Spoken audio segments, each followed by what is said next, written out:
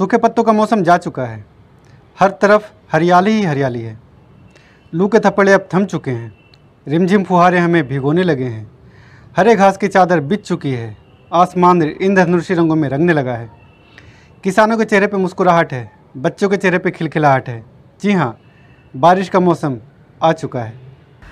नमस्कार दोस्तों, मैं डॉक्टर अमित गुप्ता आप सभी का एक बार फिर से स्वागत करता हूँ डीपी मेमोरियल होम्योपैथिक के यूट्यूब चैनल पे। बारिश का मौसम अपने शबाब पे है और शबाब पे है बरसाती बीमारियाँ। आज मैं बात करूँगा बारिश में होने वाली बीमारियों के बारे में, उसकी रोकथाम और उसके इलाज के बारे में, ताकि आप बारिश का पूरा लुत्फ़ उठा सकें बिना बीमार पड़े। वैसे तो बारिश के मौसम में कई बीमारियाँ होती हैं, लेकिन मैं बात करूँगा मुख्यतः 6 बीमारियों की। Common cough cold, bacterial diarrhoea, typhoid, cholera, dengue और मलेरिया। तो चलिए सबसे पहले बात करते हैं कॉमन कफ कोल्ड की।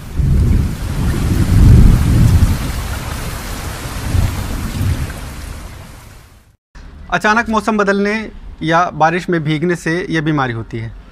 यह इन्फ्लुएंजा नाम के वायरस के द्वारा फैलता है। इसके प्रमुख लक्षण हैं ज़ुकाम, गले में दर्द, खांसी, बुखार, बेचैनी और थकान। अगर आप बारिश में भीग गए हैं तो एकोनेट 30 या 200 की 2 बूंदें अपनी जीभ पे डाल लें। ये आपको बारिश से भीगने के बाद बीमार नहीं होने देगा। कॉमन कफ कोल्ड या फ्लू से बचाव के लिए जो ज़रूरी मेजर्स हैं वो आजकल लगभग हर कोई कर रहा है। जिन्हें कफ कोल्ड हो रखा है उनसे दूरी बना के रखना, मास्क पहनना, खांसते या छींकते वक्त टिश्यू या रुमाल का प्रयोग करना, अपने हाथों को बार बार साबुन पानी से धोना और अच्छे सैनिटाइज़र का प्रयोग करना। इन चीज़ों से आप सामान्य कफ कोल्ड से बच सकते हैं और ये गंभीर बीमारी में परिवर्तित नहीं होगा। कॉमन कफ कोल्ड के लिए ये होम्योपैथिक दवाइयाँ काफ़ी अच्छा काम करती हैं। Allium cepa, aconite, arsenic, influenzinum etcetera. ये दवाएं आप अपने डॉक्टर से सलाह करके लक्षण के अनुसार ले सकते हैं।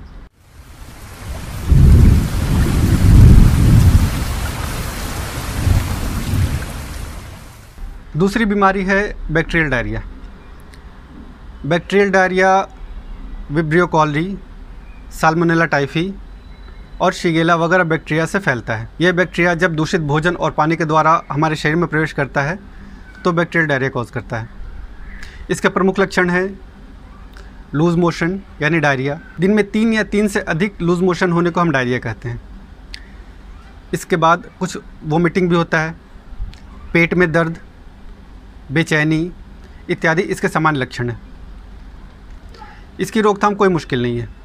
स्ट्रीट फूड अवॉइड करें, साफ़ पानी पिएं, उबला पानी पिएं, भोजन को ढक कर रखें। अगर बॉडी में पानी की कमी हो रही है तो ORS और जिंक का सिरप पिएं। ये आपके शरीर में पानी की कमी को पूरा करेगा और आपको ज़्यादा बीमार नहीं पड़ने देगा।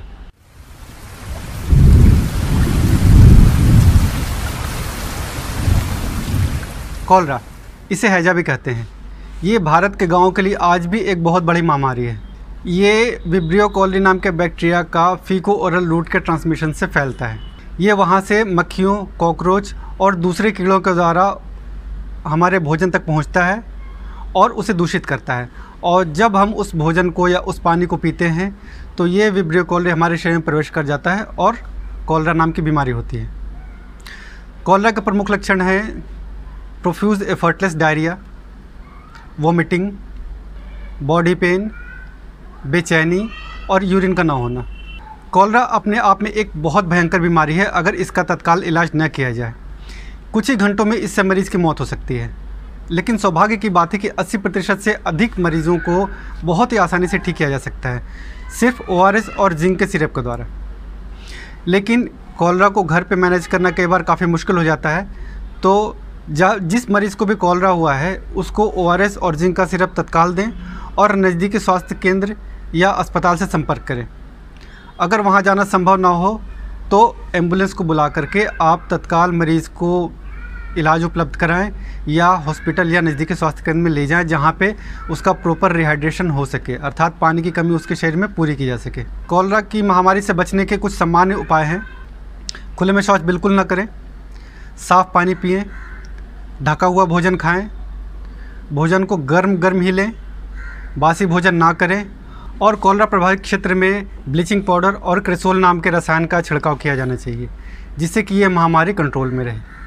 कॉलरा से बचाव की कुछ होम्योपैथिक दवाइयाँ बहुत ही अच्छी है, जैसे क्यूप्रमेट। क्यूप्रमेट कॉलरा की महामारी को रोकने में काफ़ी हद तक सक्षम है। जहाँ भी कॉलरा की महामारी फैली है वहाँ पे प्रत्येक स्त्री पुरुष बच्चे को क्यूप्रमेट 200 की 2-2 बूंदें जीभ पे दे दें। जो 5 साल से छोटे बच्चे हैं उसके लिए सिर्फ 1 बूंद। ये कॉलरा की महामारी को फैलने से रोकता है। कुछ और दूसरी होम्योपैथिक दवाइयाँ हैं जो कॉलरा के इलाज में काफ़ी मददगार हैं, जैसे camphor, arsenic, podophyllum, bryonia etcetera. इन दवाइयों को आप अपने होम्योपैथिक डॉक्टर की सलाह से ही लें।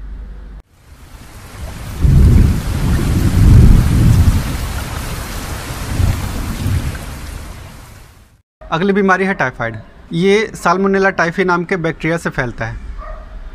ये फीको ओरल रूट या यूरिन ओरल रूट के द्वारा हमारे शरीर में फैलता है, अर्थात इसके बैक्टीरिया भी मल मूत्र में होते हैं, जो मक्खियों, दूसरे कीड़े मकोड़ों, कॉकरोच, इन चीज़ों से, इन जीवों से ट्रांसफ़र हो करके हमारे भोजन में, हमारे पानी में आता है और टाइफाइड होता है। टाइफाइड का प्रमुख लक्षण है कंटिन्यूअस फीवर। इसमें लगातार बुखार रहता है।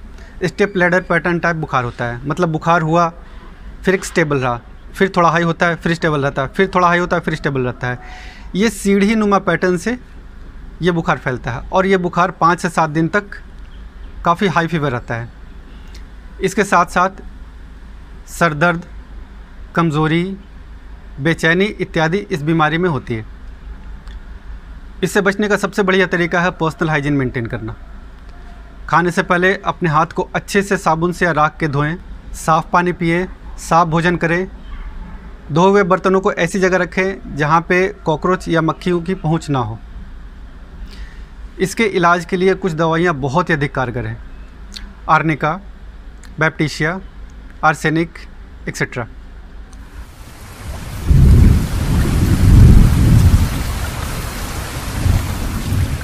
डेंगू वास्तव में एक बुखार नहीं है, ये एक सिंड्रोम है। ये 3 तरह का होता है: सामान्य डेंगू बुखार, डेंगू हेमोरेजिक फीवर और डेंगू शॉक सिंड्रोम। इसमें सामान्य डेंगू बुखार को कंट्रोल करना मुश्किल नहीं है। इसमें एंटीपायरेटिक दवाइयाँ जैसे कि पैरासीटामोल वगैरह अपने चिकित्सक की सलाह से आप ले सकते हैं ताकि बुखार हाई ना हो। डेंगू की महामारी से दिल्ली अनभिज्ञ नहीं है। यहाँ पे हर साल सैकड़ों मौतें डेंगू से हो जाती है। डेंगू एडिस एजिप्टी नाम के मच्छर से फैलता है।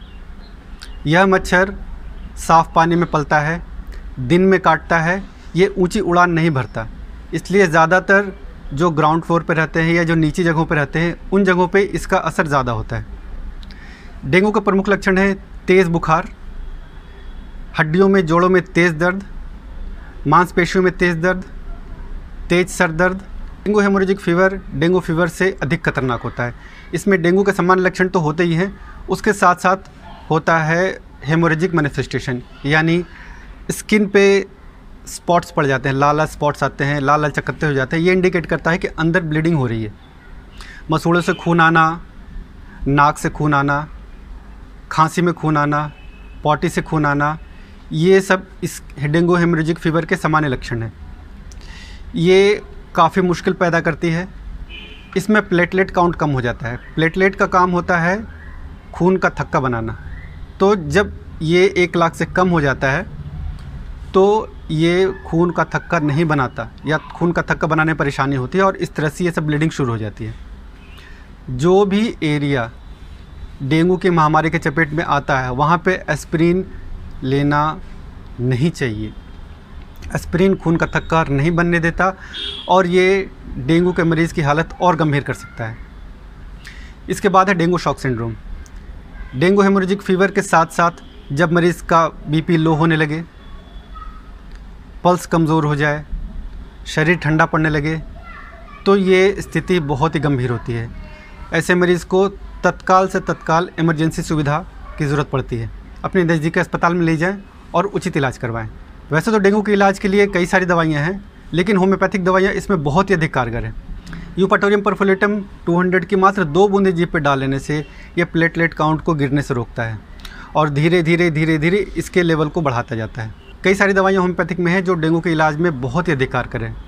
जैसे मैंने अभी बताया यूपाटोरियम परफोलेटम, उसके साथ है रस्टक्स, जेलसीमियम, नेट्रम्यूर, और लक्षण के अनुसार जो भी दवाई आए अपने चिकित्सक की सलाह से वो दवाइयाँ आप ले सकते हैं।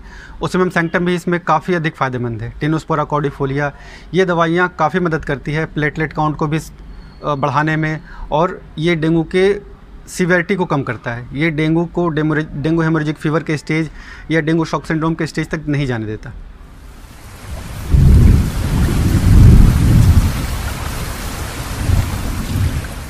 अब बात करते हैं मलेरिया की। मलेरिया एक ऐसा बुखार है जिसमें लगातार फीवर नहीं रहता। ये इंटरमिटेंट फीवर होता है, 48 घंटे 72 घंटे इस तरह के ड्यूरेशन में इसमें फ़ीवर आता है।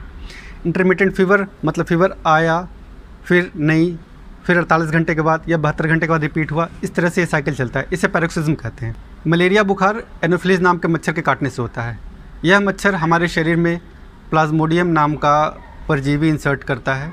ये हमारे शरीर में जाकर के स्प्लीन को, लिवर को, हमारे आरबीसी को इसे डैमेज करता है और अनीमिया कॉज करता है। इसमें इंटरमिटेंट फीवर, शरीर में दर्द और अकड़न, बेचैनी और कई सारे दूसरे सिम्टम्स होते हैं। मलेरिया फीवर में 3 स्टेज होता है, कोल्ड स्टेज, हॉट स्टेज और स्वेट स्टेज।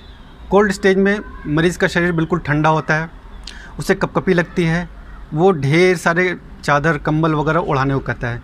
आप जब कंबल चादर वगैरह से ढक देते हैं तो उसके शरीर में थोड़ी सी गर्मी आती है। इसके बाद आता है हीट स्टेज। हीट स्टेज बुखार से शुरू होता है, यहाँ से बुखार बढ़ना शुरू होता है।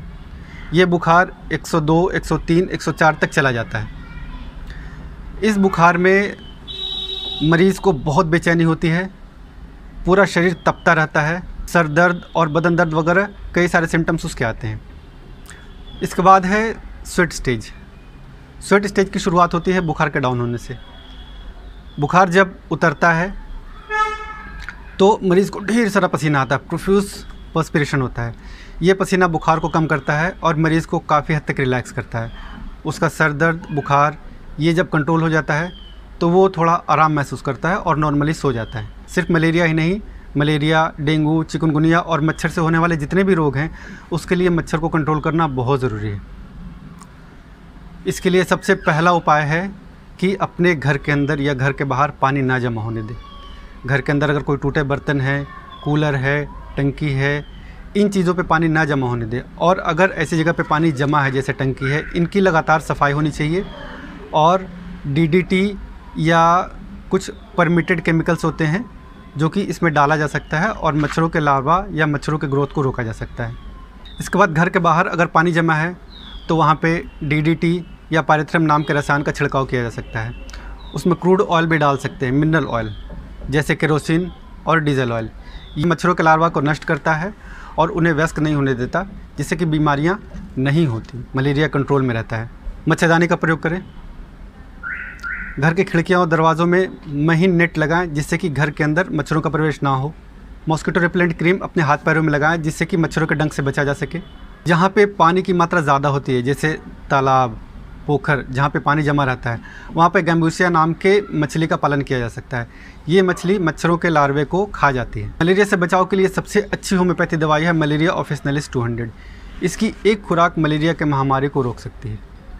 इसके साथ साथ कई सारी बहुत ही अच्छी दवाई होम्योपैथी में है जो मलेरिया के इलाज और मलेरिया के रोकथाम में काम आती है, जैसे सिनकोना, नाइट्राम्यूर, नक्सोमिका, चिन्नम सल्फ, चिन्नम मार्स इत्यादि। ये दवाइयाँ आप अपने चिकित्सक की सलाह से, अपने होम्योपैथी डॉक्टर की सलाह से लें, अपनी मर्ज़ी से कोई भी दवाई ना लें। दोस्तों, एक बहुत ही महत्वपूर्ण संदेश। नॉर्मली लोग सोचते हैं कि होम्योपैथी दवाइयाँ नुकसान नहीं करती। लोग अपनी मर्ज़ी से सेल्फ मेडिकेशन करते हैं, जो मर्ज़ी वो दवा लिया, जितनी मर्ज़ी उतनी मात्रा में उन्होंने लेना शुरू कर दिया। ऐसा नहीं है। होम्योपैथी दवाइयाँ भी दवाइयाँ हैं। अगर इसकी सही खुराक और सही कंपोजिशन ना ली जाए तो ये हमारे शरीर को नुकसान करती है, और कई बार ये नुकसान इतना अधिक होता है कि उसकी भरपाई करना बहुत मुश्किल हो जाता है। तो दोस्तों, सेल्फ मेडिकेशन से बचें, डॉक्टर की सलाह से ही दवाइयाँ लें।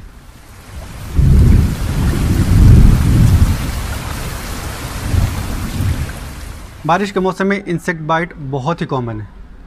अगर आपको किसी भी तरह के कीड़े ने काट लिया है या आपके आसपास आपके परिवार में किसी को किसी तरह के कीड़े ने काट लिया है तो आप सिड्रॉन मदर टिंचर या इचिनेशिया मदर टिंचर तत्काल उस जगह पर अप्लाई करें और 2 बूंदें कैलेडियम 200 या एपिस मेलिफिका 200 की उसके जीभ पे डालें।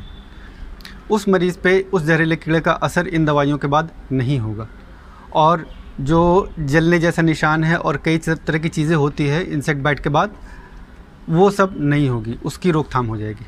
चूँकि बारिश के मौसम में हमारी इम्यूनिटी कमज़ोर हो जाती है, इसलिए बारिश के मौसम में स्वस्थ रहने के लिए और बीमारियों से बचने के लिए हमें अपनी इम्यूनिटी को स्ट्रॉन्ग बनाए रखना ज़रूरी है और इस काम में मदद करती है इम्यूनो प्लस।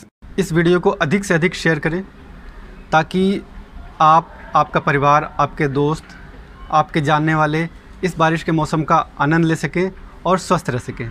आज के लिए बस इतना ही। मैं डॉक्टर अमित गुप्ता बहुत जल्द आपके पास आऊँगा एक नए इन्फॉर्मेटिव वीडियो के साथ। तब तक बारिश का आनंद लें, स्वस्थ रहें, सुरक्षित रहें। नमस्कार।